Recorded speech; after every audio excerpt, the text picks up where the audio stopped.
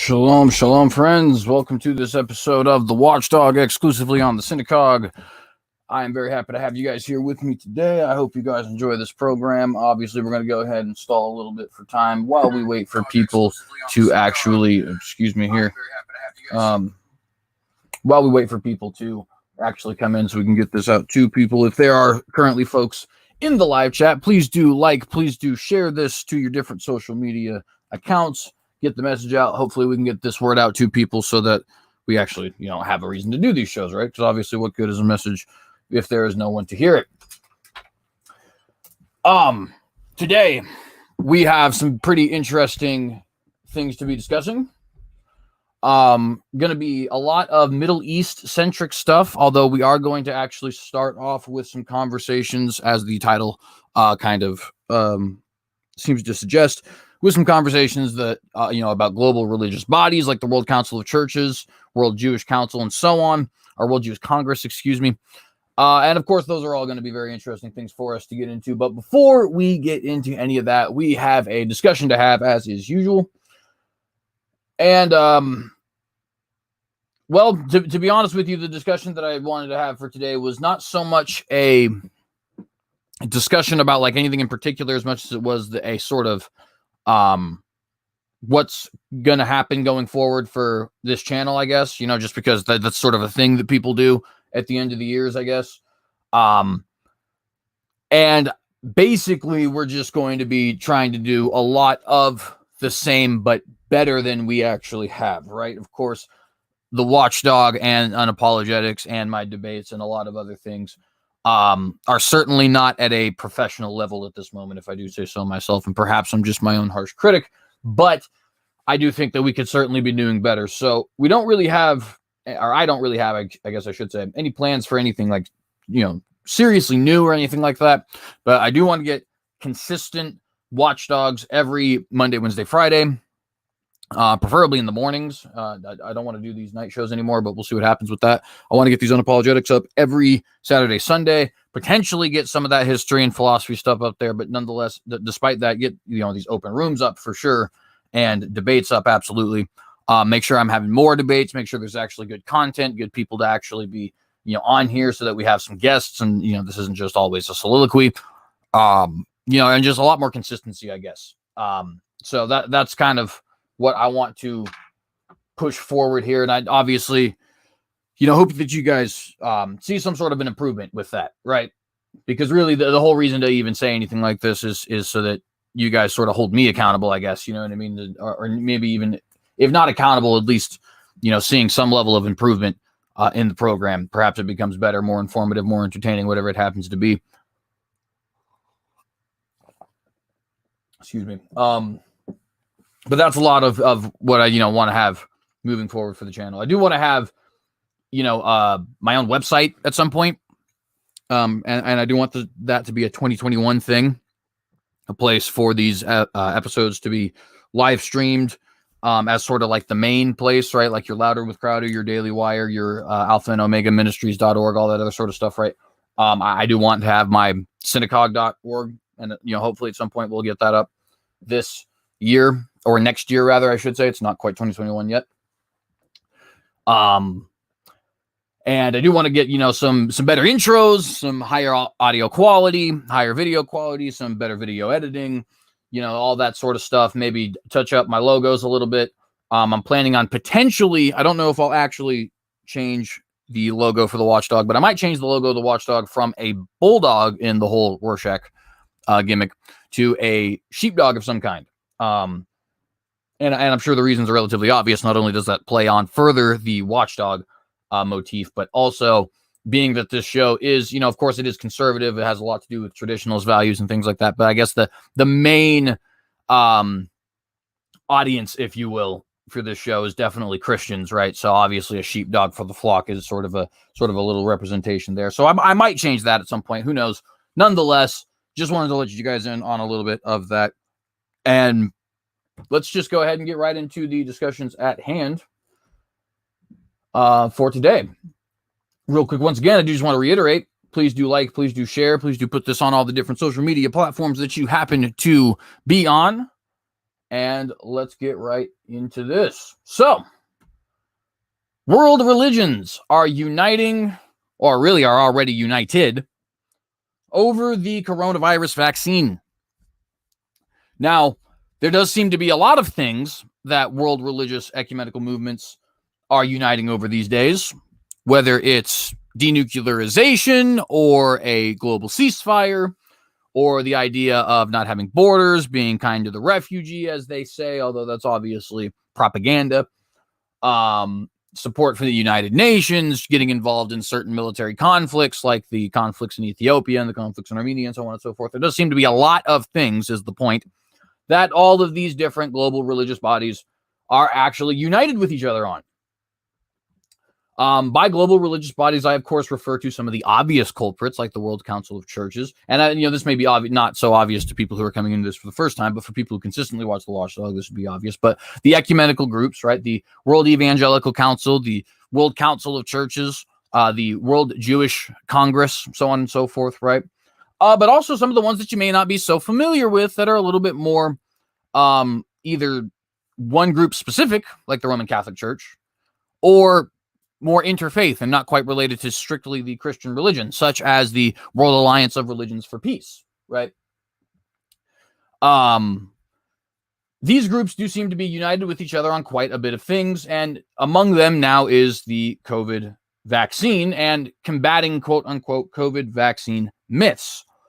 Now we're going to go ahead and obviously get into the article here. This is from the Jerusalem Post. Sorry, I got the ads up here. It's obviously not what we want to look at. WJC, WCC call for religious and ethical discussion on vaccine distribution. Again, this is from the Jerusalem Post. And this is one of the more benign articles on the matter. A lot of the articles are coming out and saying that what these groups are coming together in their joint statement and saying, which, by the way, we will read the joint statement in full at some point, basically is that we as religious leaders, and obviously I don't consider myself among the religious leaders that they would speak of, but nonetheless, religious leaders should go out of their way to combat these COVID vaccine myths, as they put it, and basically try to push forward a propaganda, which, whether you agree or disagree with what they're trying to push forward, it is certainly propaganda, right? I try to push forward this pro-vaccine propaganda to their flocks, to their congregants, to the people who adhere to their various faiths.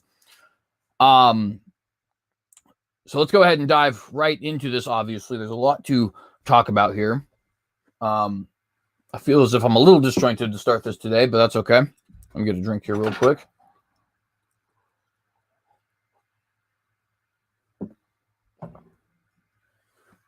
All right, so the paper also touches on the issue of global equity of vaccine distribution and ensuring that those who live in poorer countries are not excluded, which, of course, are not negative things, but how exactly they are accomplished could potentially be negative things, right? So let's go ahead and see.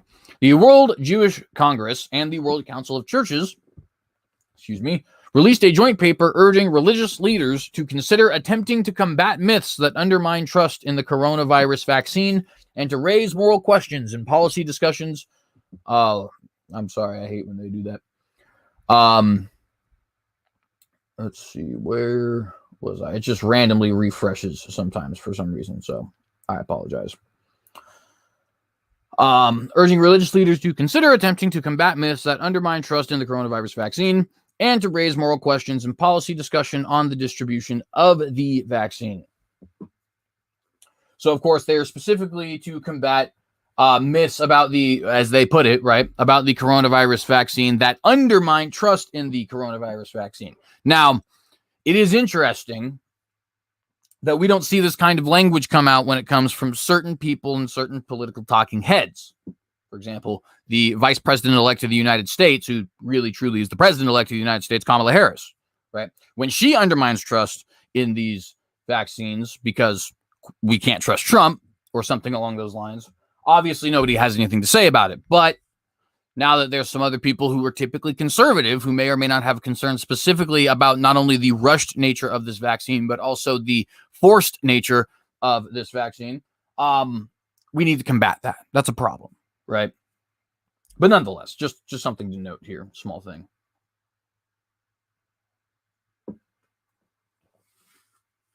The paper calls on religious leaders to contemplate, quote, confronting publicly the unsubstantiated rumors and conspiracy myths promoted without evidence that undermine public trust in health authorities and services and in tested and approved vaccines themselves, end quote. Now, I'm not really sure how, I guess, active, if you will, these groups typically are in health-related matters such as these, right? So to a certain extent, I have a little bit of ignorance there. It could be that this is something that the World Jewish Congress and that the World Council of Churches is actually consistently harping on, has been for quite some time. But considering the fact that I do basically read every single news article from every single country across the world, so long as I can get an English version of it, that happens to come about surrounding these two organizations, as well as numerous organizations like them, right? And I don't mean to toot my own horn, but it's just, I mean, that's the whole point of the watchdog, right? I think I'm pretty safe in saying that it is a little weird that we have this group, which never at any point in time seems to go out of its way to go after what they would consider unsubstantiated rumors of some kind, right? Medical theories that people may or may not disagree with, right? They never go out of their way to go after these people. They've never been relatively big in the anti-vax crowd or anything like that. But all of a sudden, when this COVID-19 thing is coming about, they're really, really concerned with whether or not people use their own personal liberties to not take this vaccine, or whether or not they're a little bit skeptical of this vaccine, right? Maybe they don't like the fact that all the people around them want them to be forced to take this vaccine, right? And of course, there's obviously the social pressures of that on top of the potential legal pressures of that, right? Nonetheless, the paper also states that some of these conspiracy theories have, quote, an explicitly anti-Semitic basis, which should in any event be denounced. Now, longtime watchers of the show will know that I am a pretty proud Zionist and very strongly against the whole anti-Zionist conspiracy theory crowd, right? The Jews are going to take over the world, all that stuff. Real not down with them. However, that being said, this whole idea that we can just lump all of these COVID-19 deniers into this anti-Semitic crowd simply because some groups happen to potentially have an anti-Semitic bent is ridiculous. There are groups in every single conspiracy group, community, if you will, right, across the world, who say, such and such happened, therefore the Jews. It's the most common conspiracy theory in the entire world, right? 9/11 was an inside job, therefore the Jews. Franklin Delano Roosevelt knew about Pearl Harbor, therefore the Jews.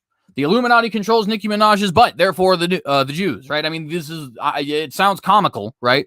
But this is the way that people think. So obviously, if there's a conspiracy theory about something, you can rest assured that there is some nut job who has concluded, therefore the Jews, right? But that doesn't mean anything as far as like what the rest of us might have to say. What rational people who maybe aren't always walking around with their tinfoil hats on might have to say, and when they're skeptical about these vaccines and the forced nature of these vaccines, which again is the really big point here, right? It's one thing to have a vaccine that's fine, but you shouldn't be forcing people, whether through social pressures or through legal pressures, to get the vaccine. That's completely ridiculous. The paper also touches on issues such as concerns surrounding the global equity of vaccine distribution and ensuring that those who live in poorer countries are not excluded from vaccination. The paper warns against, quote, vaccine nationalism, direct quote, vaccine nationalism, taken from a direct quote, I mean. High-income countries benefiting from the vaccine as poor countries are unable to vaccinate themselves despite stated commitments to international solidarity. Now, of course, what exactly that means is kind of subject to the interpretation of the different global leaders, I guess. Obviously, there are a lot of people who would say, no, my nation first. And to be honest with you, I don't really think there's anything wrong with that.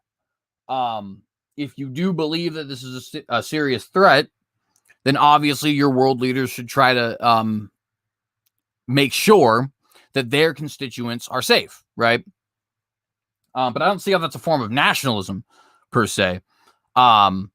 Just like if there's a purge going on, for example, you're not going to defend your neighbor's house before you've defended your own house, right?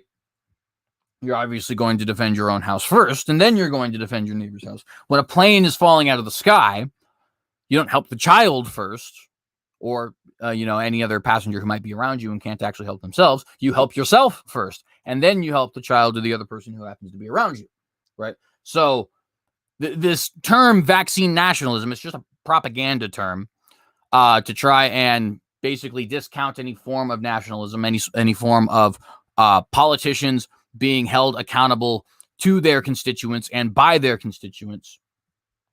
But nonetheless, the paper urges that because decisions surrounding vaccination distribution are, quote, fundamentally ethical in nature, religious leaders and organizations have a critical role and responsibility to be engaged in relevant policy discussions, end quote. Let me say that again. Fundamentally, since decisions surrounding vaccine distribution, I can speak, I promise, quote, are fundamentally ethical in nature, religious leaders and organizations have a critical role and responsibility to be engaged in relevant policy discussions. So much for separation of church and state, I guess. But basically what they're saying is because of the inherently ethical nature of the issues at hand surrounded to vaccination and whether or not you refuse vaccination and so on and so forth. Religious leaders and organizations need to ensure that they are actually not only taking an active role, but also the secular leaders presumably need to allow them in so that they can help take this active role in making sure that in this particular case, these quote unquote myths about the coronavirus vaccine are combated, that it's distributed in a way that is considered to be equal, that is not focusing on one nation or another, right? So on and so forth.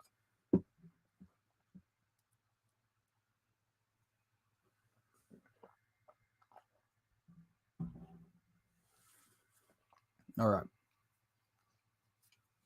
Quote, the most important thing is that faith leaders take up the responsibility of helping their communities and societies reflect on these urgent ethical and practical issues, end quote, said Reverend Professor Dr. Ayan Soka, the interim general secretary of the WCC. I probably pronounced that wrong. I apologize. I don't typically listen to these names said. I tend to read them. But nonetheless, he went on to say that religious leaders should, quote, contribute to decisions that are morally substantiated and accepted in their own context as this critical inflection point in the course of the pandemic.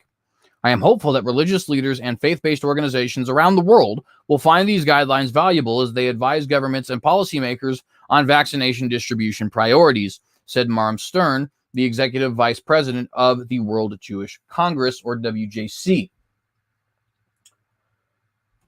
Quote, the document was drafted in a spirit of interfaith dialogue and cooperation, drawing inspiration from our respective Jewish and Christian traditions, which have helped to guide us through this life-changing time, end quote, he went on to say. And of course, that interfaith dialogue, as we have harped on since the inception of the show, is something that you should always be very, very skeptical of. Right? We saw just how terrible international dialogue in the form of international globalist organizations like the United Nations, European Union, North American Union, and so on. We saw how terrible that could get, right? Now add sacredness to that. Now add religious authority to that. Now add the nature of the divine to that and the custodianship of the divine to that, and so on and so forth. You do not want these people with that kind of power. Believe me. Of course, a lot of people, for some reason, do. At least they think they do. But nonetheless, I digress. More interfaith dialogue, or ecumenism as I call it, although technically ecumenism only refers to that which is within the Christian faith. More globalism, more pushing toward this idea of an enigmatic one world religion, or at least a UN of religions, a global religio-political body, right? We move closer and closer to that each day, of course. And this is no different. Now, why do these groups seem to have, such a emphasis in their own personal, what would you call that? I guess concerns, right? Why is there this emphasis in their own personal concerns and their own organizational concerns on the COVID-19 vaccine? We can speculate. The more conspiratorial amongst us may say that it has something to do with Revelation and the mark of the beast and so on. I am skeptical of that. I can be honest with you. Perhaps they are in on some sort of an idea of global tracking. A lot of people are, and not in a conspiratorial way, right? A lot of people are interested in a lot of this globalism and not in any sort of a conspiratorial way at all. They just think it'd be a good idea.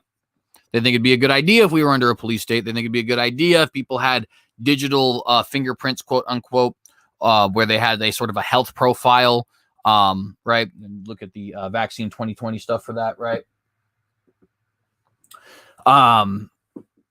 A lot of people think that it'd be a good idea if all the religions came together and, sing kumbaya with each other. A lot of people think it'd be a good idea if we had a one world global government, right? So a lot of people are involved in this without any sort of a conspiratorial, malicious intent.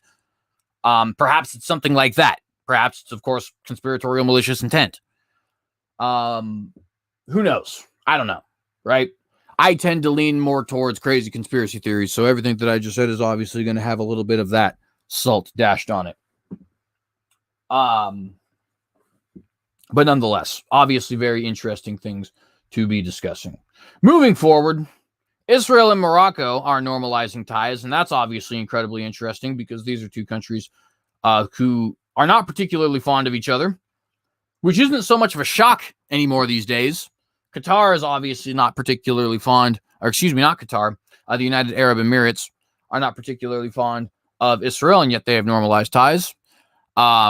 Saudi Arabia is talking about potentially normalizing ties, and they have at least had backroom discussions, right? There has been ties normalized with Bahrain, with Sudan. Obviously, in the past, we had Syria and Egypt. There has been hints towards more nations, including but not limited to Indonesia, potentially making some level of peace and normalization of relations with Israel. So in the Arab and Muslim worlds, there is a big shift towards potentially making peace, at least in name, with the Jewish state. And that, of course, is very big news for a lot of us for a lot of different reasons. Obviously, this is something that seems unprecedented. For some of us, it may even seem biblical. But the point is that it's happening, and it greatly affects virtually everybody in the entire world because of the extremely sensitive religious and cultural nature of this region.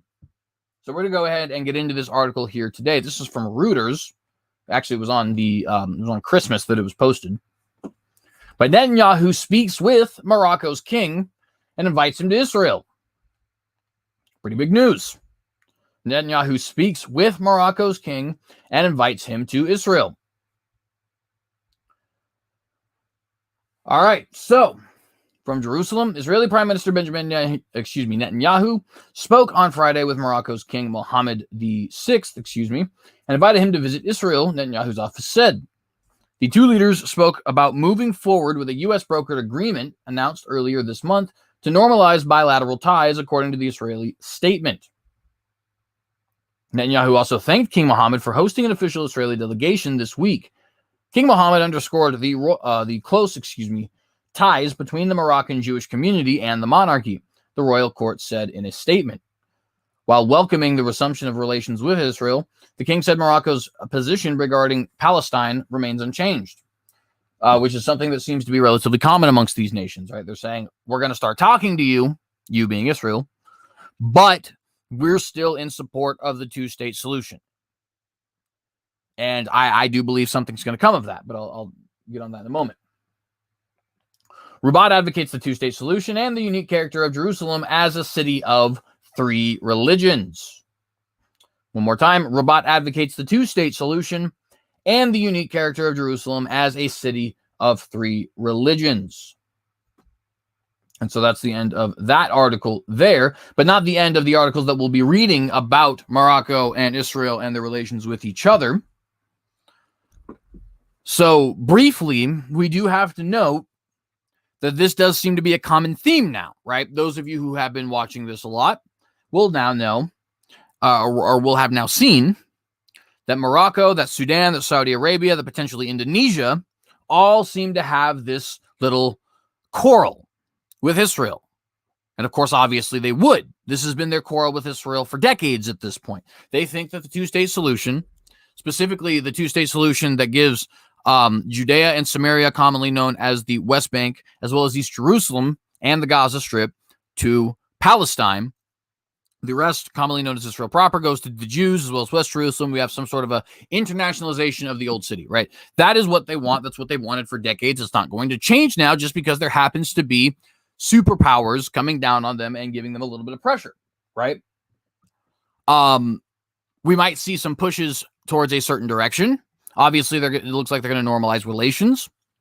But the Arabs can't be the only ones to give here, right? The Jews didn't win in a show of force or anything like that. This is the two sides coming together. They're going to have to compromise something. I think it's going to be the settlements in Judea and Samaria, as well as sovereignty over the city of Jerusalem. It does seem to me that that's what the Moroccan king wants. It does seem to me that that's what the Saudi crown prince wants. It does seem to me that that's what the leaders in the Islamic world want.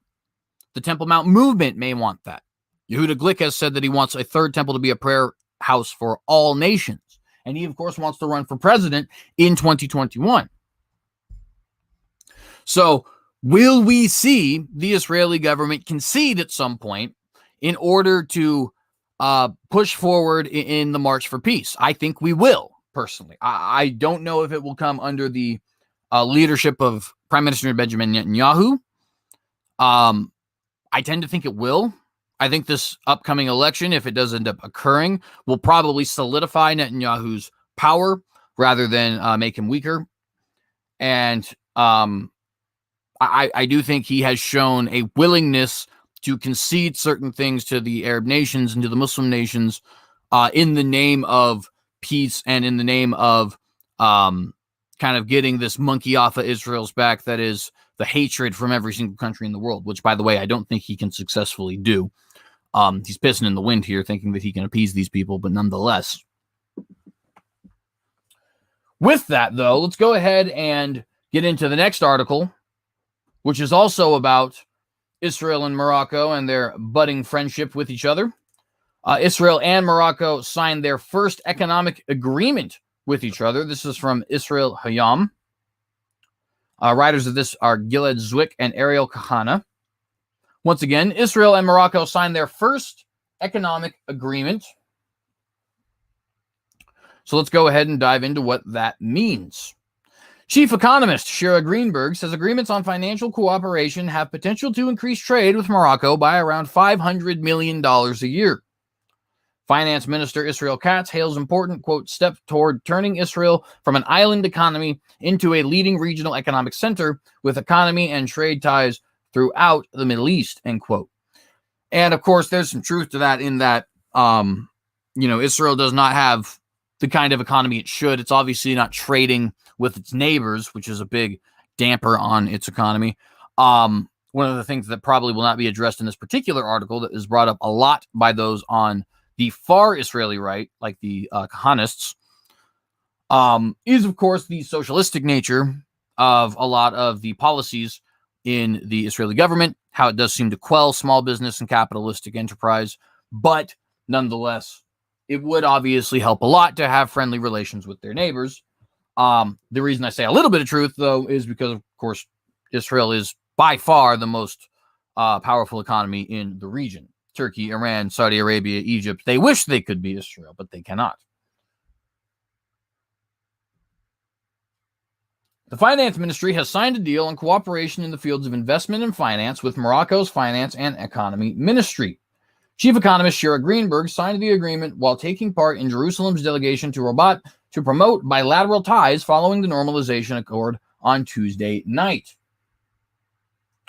Within the framework of the accord, the two countries agreed on several fields of economic cooperation, including a bilateral effort to lower investment barriers, increase cooperation, and exchange information in the fields of financial regulation, the prevention of money laundering, and the funding of terrorism, as well as the promotion of several international conventions to benefit activity in the private sector. Jerusalem and Rabat, also agreed to establish a joint economic team and outlined agreements to be signed between the countries' respective ministries and financial regulators. In a statement, Finance Minister Israel Katz, quote, "For years, we had ties with Morocco, and now those ties will simply continue to grow stronger. This is an important step for Israel's economy after years of practical isolation, from the economies around us. The government and the finance ministry are breaking through barriers and paving new paths for the Israeli market. This is another step towards turning Israel from an island economy into a leading regional economic center with economic and trade ties throughout the Middle East," end quote. And you see that throughout the Middle East, right? This is not something that they plan to have stop where it currently is. And of course, this is the message that we are continuously hearing over and over and over and over and over again, right? We want to see peace, says the world, between the Jewish people and the Arab people. Let's go ahead and forget the fact that this peace is built on a lie. In this particular case, it's the lie that the Arab people actually accept the Jews, number one. It's the lie that this land is the Jews to give away and divvy out, number two. It's the lie that the Palestinian people have any claim whatsoever to the land, number three. It's the lie that international governance, is worth a damn at all, number four. And, of course, numerous others. But they want this peace built upon this lie, built upon these lies, this foundation of lies. And we will probably end up seeing it. You see here just in the corner, right? Abrahamic instead of Judeo-Christian. Judeo-Christian itself was already a step towards ecumenism. But of course, we want to get that to Abrahamic now. Whereas Abrahamic used to just be an academic term to refer to a certain subsect of religions, right? To study them apart from the other religions, such as Eastern religions and so on and so forth. Now it is being used as a political term, as a socio-political term to try and get Arab people, Jewish people, Christian people, Muslim people to unite with each other and sing a great global kumbaya. Because, religion is the cause of all wars and stuff, I think, said this one hippie dude playing his guitar under an apple tree. And because of that one hippie dude playing his guitar under an apple tree, everybody and their mother thinks it's their business to not only get all these different religions to unite, but also think that's going to solve all the world's problems. It simply will not. But I digress from going on a little bit of a tangent there. Following a telephone call between Prime Minister Benjamin Netanyahu and King Mohammed VI, a delegation from Rabat is set to arrive in Israel Monday to further advance bilateral ties. That Monday is today, by the way. So we'll have more about that probably on Wednesday, although I do want to have an episode that focuses a little bit more on some stateside stuff because we've been, kind of lacking a little bit on stateside news. Hopefully at some point I can actually just get all 5 weekdays, at least an hour on this program. And then, at that point, maybe I won't be lacking on news at all. But nonetheless, as you can see here, the bilateral ties between Israel and Morocco are being made, communications being normalized, so on and so forth. Now, some may say, is this a bad thing? And, it's weird because obviously on one end, it's not. We do want peace, right? We don't want people to be fighting with each other. We don't want human beings to have their lives extinguished. We don't want a constant threat of a destruction of your livelihood, a destruction of your chance to get an education, the destruction of your chastity, so on and so forth that comes with war. At the same time, of course, it cannot be peace based on a lie. And as we are very well aware, there is a movement towards a uniting of religions that sort of kills off the individual kernels of doctrine in each religion. And for those of us who are Christians or who just have any sort of religion that we adhere to, we would consider that to be kernels of truth, right? There is, of course, the globalism movement, nationally speaking, which seeks to eliminate all of these national distinctions, including but not limited to languages, your national tradition, your heritage, borders, and so on. And obviously, this is a big part of that. In fact, it might be the biggest part of that because, once again, of the extremely sensitive religio-political nature and cultural nature of the region. This is where Islam comes from. This is where Christianity comes from. This is where the Jewish people come from. This is where the Bible comes from. This is the cradle of civilization, so on and so forth. And that makes it very important to all of the people really around the world, honestly. It makes it very important to the entire geopolitical fabric that is, or foundation would probably be a better word, that is being set up by these globalists, right? In a very real way, that is the center of the world. But nonetheless, I digress with that. We are going to go ahead and move on to a different article here, if you'll just excuse me one moment.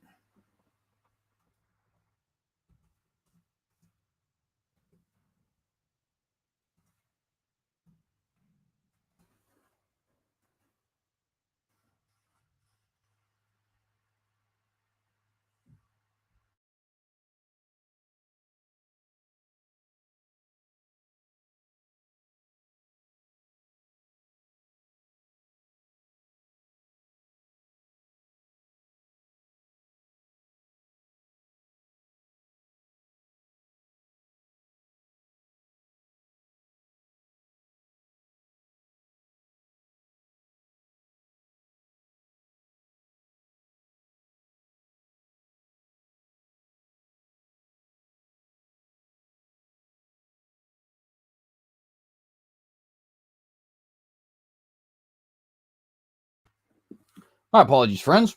Anyways, moving on. So, next article we're going to be discussing. Now, the article itself does not use the phraseology that you see on your screen. That is a little bit of, excuse me, watchdog commentary. But I have termed the current segment the new axis. Now, why, excuse me, have I termed it the new axis?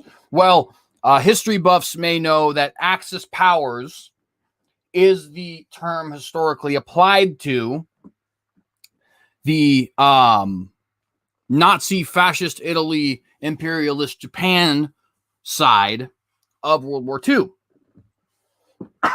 as opposed to the Allies. The Allies being the UK, USSR, Britain, France, and so on. And, excuse me, wow. Excuse me. So, hang on, I need to get a drink real quick.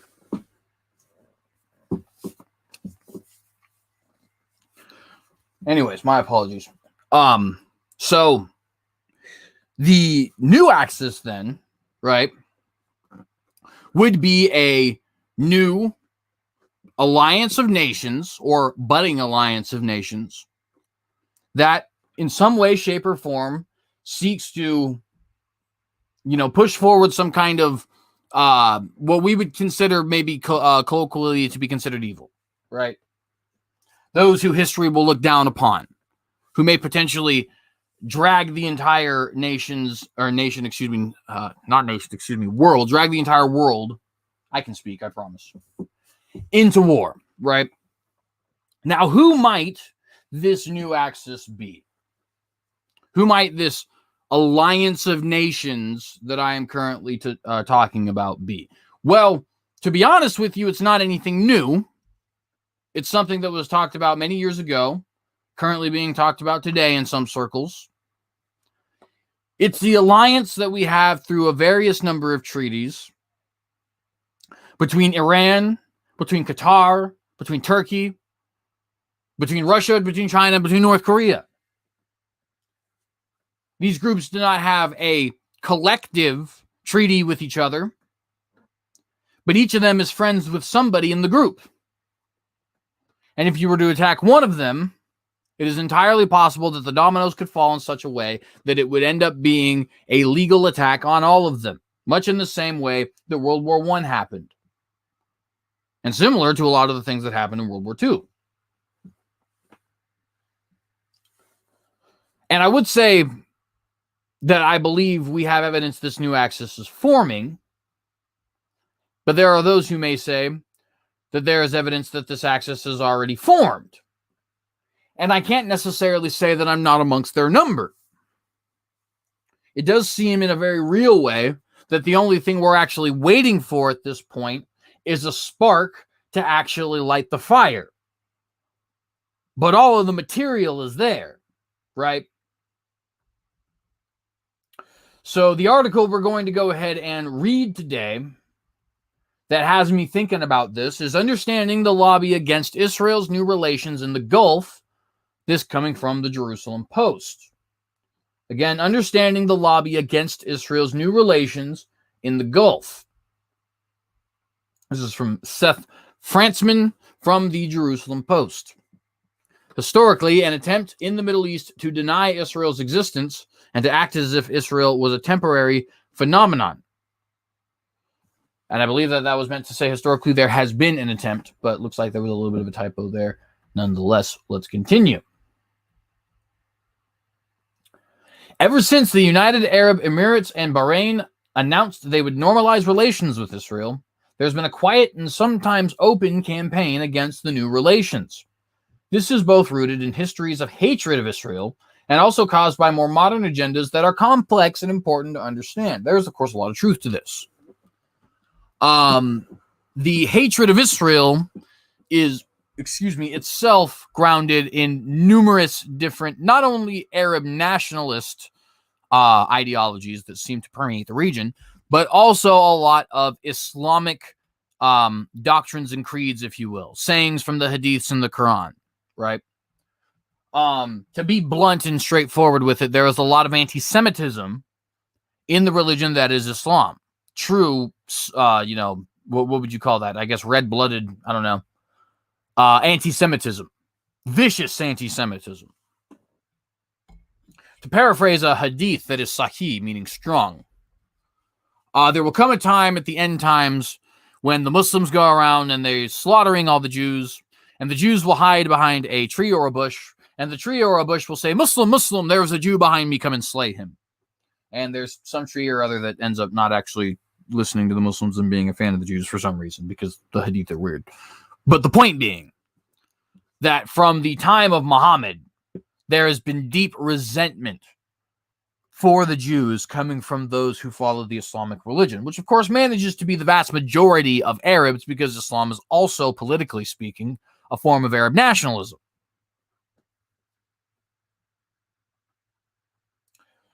I see Chris Keith. Sorry, I got distracted. Chris Keith is in the live chat. Shalom, brother. Nightmare is in the live chat. Shalom. Honesty Angel in the live chat. Shalom.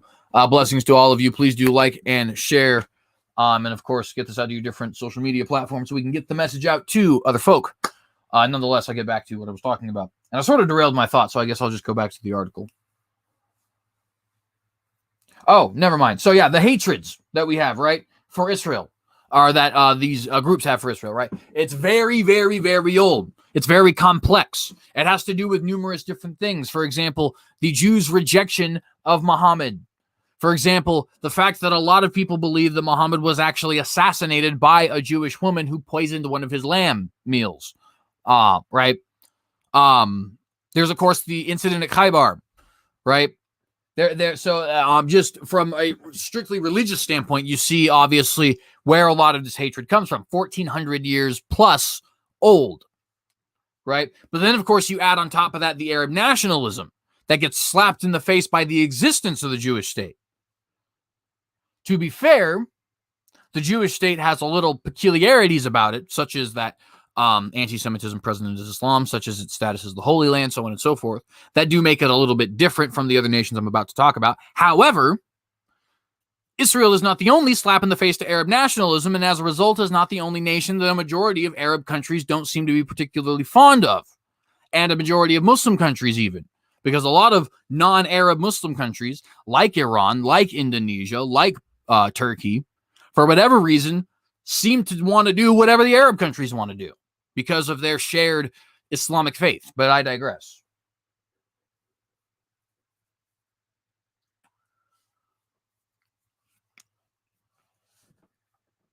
They don't like Armenia, right? They don't like Georgia. They're not too big of a fan of the fact that Persia actually has its own land, believe it or not. Even though I guess they're, in some instances, it does seem like they're willing to slide. Not everybody Saddam Hussein. They don't like the Assyrians, otherwise known as the Aramaeans, because they sort of bled into the same Syriac culture. They're not real big fans of the Kurds, the Mandaeans, the Druze, right? Why? Because these people seek to take land that was taken from them by the Arabs. It's a slap in the face to Arab nationalism.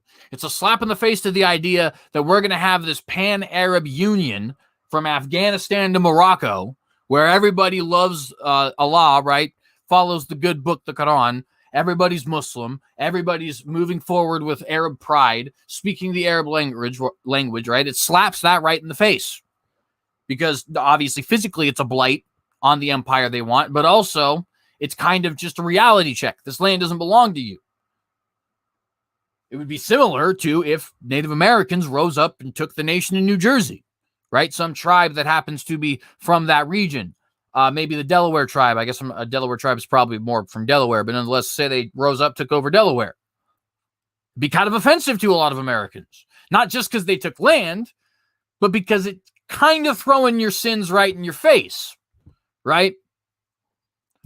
You're the girl in the honor killing in this situation with the acid thrown in your face because it's kind of like showing the sins of your nation, right? Well, that's what happens when Israel and and Armenia and all these other nations take back land that was stolen from them during the jihads, during the Islamic conquests, the Rashidun conquest, Umayyad conquest, and so on, right? And so there's a very complex and deep history, religiously and politically speaking, nationalistically speaking, in regards to the fact that Israel is the Holy Land, right? There's a lot of factors that go into this deep and, quite frankly, I think almost inherent quality of Arab culture, which is hatred, and Muslim culture, which is hatred of the Jewish people and the Jewish religion, and the state of Israel, of course, as a result.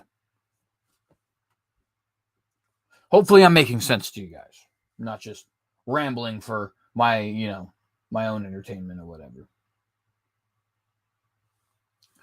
The argument was that pushing back against the non-recognition would inflame the Arab or Muslim world, even though Israel had relations with Muslim countries such as Turkey and Iran at the time, and there were limited connections with some Arab states. I think I skipped something.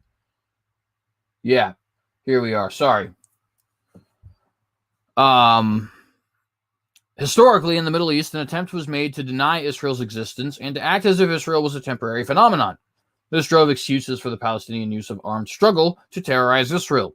The rejection of Israel included the infamous Arab League's Three No's, of 1967, and the Zionism is Racism resolution of 1975 at the United Nations. It was quietly accepted by many European countries and also the non-aligned movement during the Cold War. Just a moment.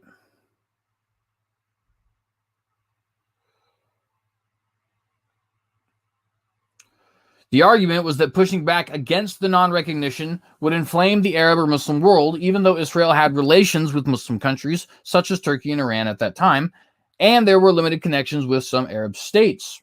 The rejection of Israel fueled a perception that a lack of normal diplomatic relations would be normal.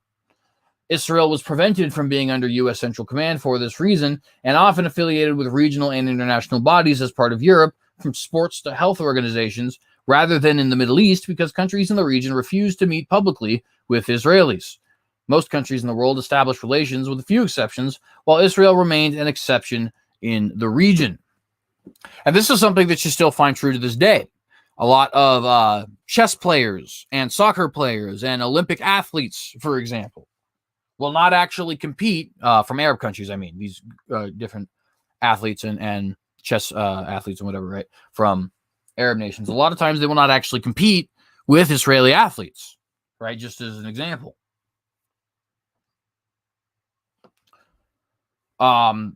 This began to change in the 1990s and 2000s, although, like I said, this is still going on to this day, so it's not really 100% over. This began to change in the 1990s and 2000s with proposals in the wake of the Oslo Accords and the Egyptian peace deal. Saudi Arabia and the Arab League indicated that peace would come in exchange for Israel's withdrawal from the West Bank and Gaza, the West Bank being Judea and Samaria. Nevertheless, the rejection of Israel, such as public meetings between Israel, nevertheless, the rejection of Israel, such as public meetings between Israeli leaders and counterparts in Egypt and Jordan, continues. In addition, this rejection informed and made acceptable critiques in Western media that are focused obsessively on Israel. In many ways, Western and other countries replaced ingrained anti-Semitism with bureaucratic anti-Israel resolutions at forums such as the UN. This is made incredibly obvious with a lot of people in the anti-Zionist sphere here on YouTube. And of course, not that I'm here to get anybody canceled or anything like that, but No More New Zone Benjamin, E. Michael Jones, right? Perfect examples of this, where really they don't like Jewish people, but they mask it with a bunch of anti-Zionism, quote unquote. And not to say that there's not a legit form of anti-Zionism, by the way, but I continue. This made it acceptable to insinuate that Israel, alone among the world's countries, should have no diplomatic relations in the region. The Abraham Accords appeared to mark a turning point. However, the Accords come at a complex time in the region. Israel is opposed today by Iranian-backed groups and also by powerful interests that are linked to the Muslim Brotherhood, which is why I continuously like to remind everybody that these people are not becoming allies with the normalization of relations. They are becoming co-belligerents, as Russia and the United States, used to refer to themselves as during World War II. Co-belligerents. We have a common enemy. We're not friends. We both dislike the same people, right? The ruling party of Turkey is rooted in the Brotherhood, and Qatar has given support for the organization. While Turkey has relations with Israel and Qatar transfers money to Gaza through Israel, those linked to Ankara and Doha, including powerful media, are at the forefront of bashing the new Israeli Gulf relations. The reason for this is not as much about Israel as it is a crisis in the Gulf that pits Saudi Arabia and its allies against the Qatar-Turkey alliance. This is not a simple matter. It is essentially a conflict for hearts and minds across the Islamic world. For instance, Qatar and Turkey backed Brotherhood leader Mohammed Morsi in Egypt until he was removed in 2013. So you can kind of see where this split is going to be dividing different groups, right? And at least in one instance, hang on, something's going on here.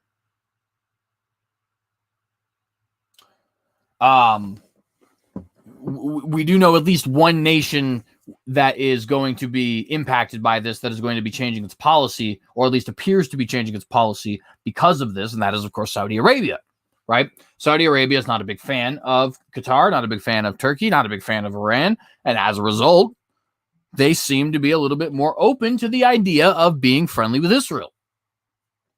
And of course, like I said, that brings other nations into the fray. Saudi Arabia and Israel are both friends with Western European nations like France, Germany, the UK, etc., and with the United States, Canada, and other nations collectively associated with the West. On the flip side, Turkey and Iran are very buddy-buddy with China, very buddy-buddy with Russia, very buddy-buddy with North Korea as a result by proxy, because North Korea is friendly with China. And of course, I'm sure there's some proxies that I'm not 100% aware about that they get through Russia. But you can see where the lines start to be drawn in the event that there's some kind of a conflict in this region, right? Let me see if this article is going to work for me now. It looks like it will. The agenda of Israeli Gulf ties is therefore also part of a wider stance in Riyadh and Abu Dhabi that opposes the Brotherhood, meaning the Muslim Brotherhood. Meanwhile, Ankara hosts Hamas terrorists. Just sort of reloaded on me again. I'm sorry. For whatever reason, these things need to reboot every 5 seconds. It's incredibly annoying.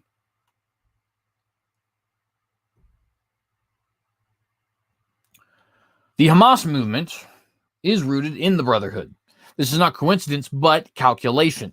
Iran and Turkey want to back Hamas as part of their toehold in the Palestinian national movement. Historically, Palestinians received support from Gulf states. Many hundreds of thousands of Palestinians moved to the Gulf.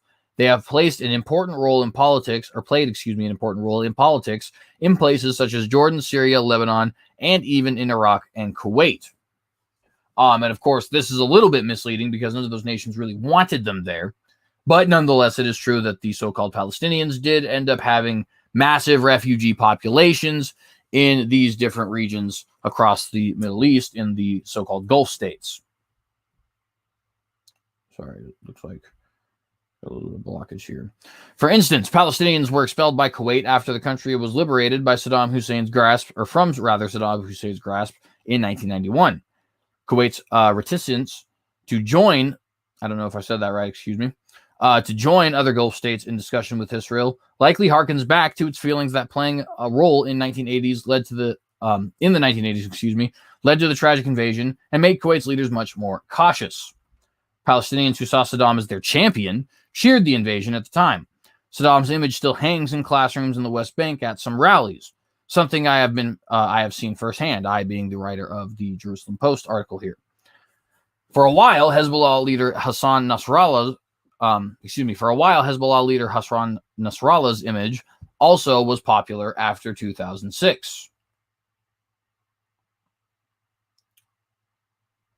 This means we have to understand the larger conflict in the region between those states that have broken with the Brotherhood, such as Saudi Arabia and the UAE, which see the Brotherhood as dangerous extremists. The Brotherhood and its affiliates were declared terrorists in 2014 by the UAE.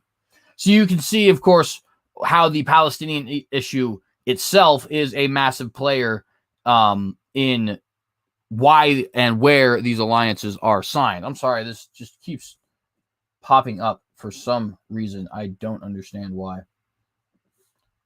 At any rate, meanwhile, the competition for the hearts and minds of Palestinians is important for Turkey, Iran, and the Gulf. Efforts to keep Ankara and Tehran's tentacles out of the West Bank is important for Israel and its friends in the Gulf. Around 10 years ago, Qatar was angling to play a role in peacemaking between Israel and the Palestinians. Of course, in this concept, Qatar would want Hamas to play a larger role in the West Bank and Jerusalem. Similarly, Turkey once sought to play a role in Israel-Syria peacemaking. Jordan, which views itself as a protector of holy sites in Jerusalem, wants to see its status protected in the so-called West Bank. How do you solve all of these issues? This is just my opinion, but global governance, internationalization. And that is, of course, not good, but nonetheless. How does this play into larger narratives about the Gulf ties with Israel? Normally, diplomatic relations and engagement between Israel and the region should be welcomed. The same voices in Washington who championed the Iran deal, for instance, always say diplomacy is better than conflict, but they have been awkwardly silent on Israel-Gulf peace deals. And of course, a big portion of this has to do just simply with their dislike of President Donald Trump. Also, a big portion of it has to do with their support for Palestine and distaste for the Israeli nation as a whole. But I think a lot of it really does have to do with the distaste for Donald Trump, really. And of course, you see that the article is actually going to say just as much. Part of this is because they don't want the Trump administration to get credit. Dislike of the Trump administration underpins some of the negative views of the new peace deals. However, another part of the problem is that there are a number of people who oppose the UAE, Bahrain, and Saudi Arabia because they are linked to Turkey and Iran. The regional perception is not as simple as saying they are being paid by Iran or Turkey. It's about a more complex agenda. In some cases, you have people, both Westerners and people from the region, who once worked in the UAE or Saudi Arabia and who have migrated physically and ideologically to Qatar and Turkey. And what exactly that means can kind of vary, but in a lot of different ways, it does seem to be, this more pro-Western bent. There does seem to be a pro-Western bent in these Gulf regions like Iraq. Of course, we forced it on Iraq, but specifically in Saudi Arabia and the UAE and so on. The campaign against Israel's relations with the Gulf uses several talking points. Initially, they claimed the new relationship was somehow aiding authoritarians, which of course is hilarious, coming from people like Erdogan and, the Ayatollah up in Iran, but nonetheless. This talking point was used by people who don't condemn authoritarians in Doha, Tehran, or Ankara. Exactly, right? This illustrates how much charlatanism is behind the authoritarian's talking point. Ankara's regime is the largest jailer of journalists in the world and sentences opposition politicians to decades in prison on mythical terror charges. If there is an authoritarian axis in the Middle East, axis, excuse me, it is the Tehran Ankara axis and its allies. Another argument against Israeli Gulf ties is made by those who oppose Saudi Arabia. Of particular interest here is that most of those who make this argument are not people who historically cared that Saudi Arabia was an absolutist monarchy and conservative kingdom. Their dislike of Riyadh is primarily anger at palace intrigue, in which their allies in the kingdom were pushed out when Crown Prince Mohammed bin Salman rose to power, which is something that absolutely needs to be noted. A lot of these people, both who are starting to spontaneously like Saudi Arabia and who are starting to spontaneously hate Saudi Arabia, are doing so because of the rise of Crown Prince Mohammed bin Salman. And in no way is Saudi Arabia, A, getting more libertarian, right? Or B, being held to more of a strict standard by the international community. These things are just simply not occurring. But there is definitely a lot of sweet nothings being whispered in everybody's ear, and that is primarily due to the rise of Crown Prince Mohammed bin Salman. The arguments against Saudi Arabia don't stand up to scrutiny because they are, ostensibly made by people on human rights grounds. But those very same voices didn't speak about human rights as recently as 5 years ago. Thus, human rights and authoritarianism became methods of, I can't not stand when these things just decide they need to reload out of nowhere for no reason. Very, very, very frustrating. My apologies. Their dislike of Riyadh is primarily anger at palace intrigue. Already read that. Became methods of critique of the new Israeli Gulf ties by those who are silent about authoritarian human rights abuses throughout the region, which is, of course, very true. They didn't care that Saudi Arabia had a problem with women wearing short shorts until Saudi Arabia started being friendly with Israel, which just, by the way, so happens to be when Saudi Arabia is also getting a little bit more lenient with the idea of wearing short shorts, even if it is just a little bit. Little irony of ironies, in my own personal opinion. The arguments against Saudi Arabia, don't stand up to scrutiny because they are ostensibly made by people on human rights grounds. But those very same voices didn't speak up about human rights as recently as 5 years ago. Thus, human rights and authoritarianism became methods of critique of the new Israeli Gulf ties by those who were silent about authoritarian human rights abuses throughout the region. One of the best instances of this, right? The fact that Saudi Arabia was like 4 or 5 years ago placed on the UN Women's Rights Council or whatever they call it, right? Which is hilarious, of course, because Saudi Arabia stones people to death for having the audacity to get gang raped. But I digress on that. The critique of Israeli Gulf ties hangs on several interrelated issues. First, the anti-Israel agenda of the 1960s and 70s has not gone away. The dispute between the UAE and Saudi Arabia, Egypt, and the Brotherhood, backed by Turkey and Qatar, is another layer. The Gulf crisis between Saudi Arabia and Qatar in 2017 is also part of this issue. In addition, the pro-Iran crowd opposes the peace deals. These voices have ample platforms from pro-government media in Turkey to Qatar, which most serve as English-speaking or Arabic platforms of influence, the region and the world. The emptiness of this critique, which reveals its more complex agenda, hangs on the fact that in no other case in the world, are authoritarian regimes critiqued for merely having diplomatic relations with other states. And of course, this is very true. You can look at numerous different authoritarian regimes across the world, whether that be Putin's Russia, Winnie the Pooh's Communist China, the dictatorship going on in the Philippines. I can't remember the name of the leader, though. Kim Jong-un's North Korea, Fidel Castro's Cuba, so on, so forth. Myanmar, right, etc. For instance, the same voices who have poured Wait a minute. Yeah. Sorry. Just had to make sure I was in the right spot. For instance, the same voices who have poured cold water on the new peace deals don't have an issue with the UAE or Israel having relations with Denmark or China. Excuse me. I don't know why Denmark is mentioned there. Maybe Denmark is an authoritarian regime and I didn't know that. But nonetheless, they just don't think the UAE and Israel should have relations with each other because they are hostile to both the UAE and Israel and have had to find some reason to excuse that hostility to make it appear legitimate. The campaign against the peace deal had its effect either by downplaying the importance of the new peace or by sniping it at it from various angles. An unprecedented level of new engagement between Israel and the UAE in particular has not received the attention it deserves, partly because of ingrained biases against both states.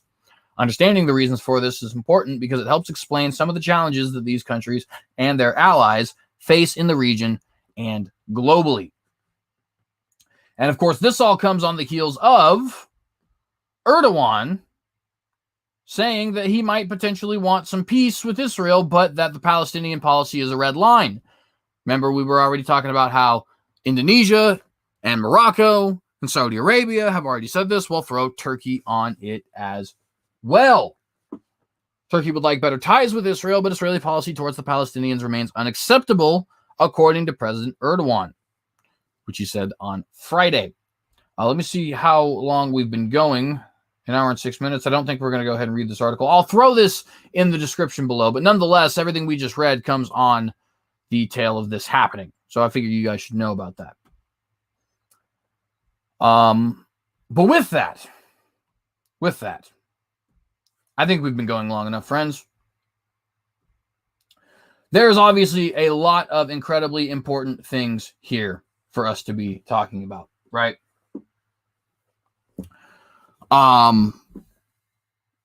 This movement towards peace in the Middle East, I think, is going to end up being a faux peace. I think it's going to be peace based on a lie. I think it's going to be the foundation for global governance. The foundation for getting a UN of religions and potentially having that UN of religions have some sort of power behind it. And of course, it's one of the many things added on this foundation. The COVID vaccine is part of it. The fight against climate change is part of it. All these different things which seem to be impactful for global communities. But nonetheless, you know, I just think it's going to be important. So I think we need to stay informed. I hope I'm making sense to people. Sometimes I babble. But nonetheless, hope you guys enjoyed this. If you did, please do like and share. And of course, subscribe if you like this content. Ring that bell if you want to get notified every time that we actually go live. Monday, Wednesday, and Friday, we have the Watchdog. Saturday and Sunday, Unapologetics. And randomly, debates and live rooms will be posted. Also, I did just drop my Patreon in the live chat if you would like to support me financially. I really do appreciate that. I am trying to, of course, make this a career at some point. If you feel that this information is worthy of that, please do drop anything that you can there, $1, $5, whatever you'd like. I certainly appreciate that. Obviously, your view is enough contribution to get the appreciation from me regardless, though, so don't think you need to be forced or anything like that. There will be links to all the articles in the description below. There will be links to all my different social media, Parler, Gab, Minds, etc. in the description below, as well as links to my library account, Rumble account, BitChute account, and those different things. And I think that that's about everything there. Of course, questions, comments, criticisms, concerns in the comment section below. And I have a question for you. In the face, of Armageddon, will you compromise?